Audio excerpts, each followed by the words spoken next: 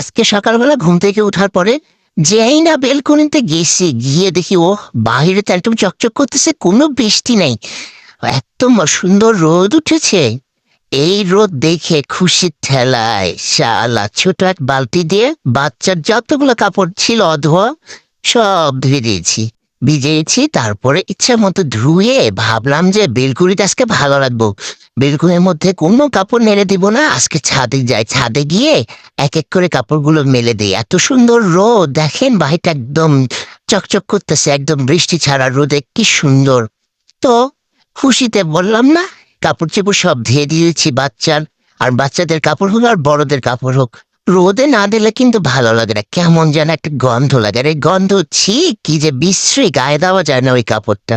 তারপর আর কি, এই তো বাচ্চার কাপড়গুলো নিয়ে এক এক করে রোদে দিচ্ছি।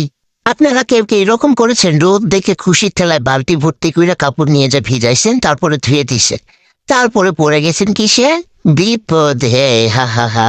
আমি তো এই যে খুশির ঠেলায় কাপড়গুলো কি সুন্দর করে ধুয়ে তারপর ছাদে নিয়ে যা মেলে দিয়ে আসলাম। ভাবলাম আজকে একটু কাপড়গুলো ভালোভাবে শুকাবে। আর এদিকে আমি আমার বাচ্চাকে দিয়েছি একটু ফোনটা ধরতে, সে ফোন ধরতেছে, মনে হচ্ছে তার গায়ে কোনো শক্তি নাই, ছাদে সে দাঁড়ায় থাকতে পারতেছে না। বাচ্চারাও যে আজকালকার বাচ্চারা খায় না দায় না, আর গায়ে কোনো শক্তি থাকে না। তারপরে আর কি তাকে বললাম, যা বাবা তুমি একটু বইসা থাকো, আমি এখন ক্লিপগুলো দিয়ে দিই। তারপর সুন্দর করে এক এক করে কাপড়গুলোতে ক্লিপ লাগাচ্ছি। কাপড়ে ক্লিপ না দিলে আবার বাতাসে কাপড় উইরা কোথায় যে চলে যাবে, সেই জন্য প্রতিটা কাপড়ে আলাদা আলাদা ভাবে ক্লিপ লাগানো হচ্ছে। আর আমার বাচ্চা তো আছে, সে তো বসেও থাকবে না, দাঁড়াও থাকবে না। যাই হোক, তাকে বললাম যে যাও তুমি কোথাও বইসা থাকো, ওই যে গেটটার কাছে গিয়ে বসে আছে, একদম নাড়াচাড়া করতে পারতেছে না, খাওয়া দাওয়া ঠিক করে না করলে যা হয় আর কি।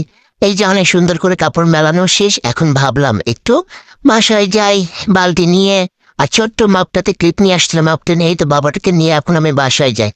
আর এদিকে তা শরীর জগতেছে না, খালি জ্বর আর জ্বর, কি যে বলবো, এই জ্বর শালার পিছু ছাড়ে না। তারপর বললাম বাবা চল, আজকে তো কাপড়গুলো ভালোই শুকাবে, চল আমরা এখন বাসায় যাই।